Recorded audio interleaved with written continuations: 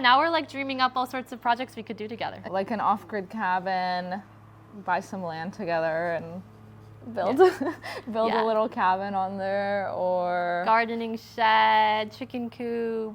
Yeah. Or like start a furniture side hustle. Yeah, a side hustle. I'm Murphy. I'm 28 from Los Angeles, California, and I'm a software engineer. I'm Grace. I'm 26. I'm coming from Brooklyn, New York, and I'm a therapist. And we just took women's basic carpentry. It's been really fun to come here with someone. It sort of serves as both a class and a vacation for us. We've been exploring Asheville after class, and we've met a lot of new people, but it's also been an opportunity for us to connect. We don't get to see each other very much. Instead of lying at the beach all day, drinking margaritas, you can learn a new skill. We're staying at an Airbnb in downtown Asheville. Yeah. That way we can come here in the mornings and have our little like nature escape, and then go eat at restaurants and walk around town at night. It's really nice. Yes.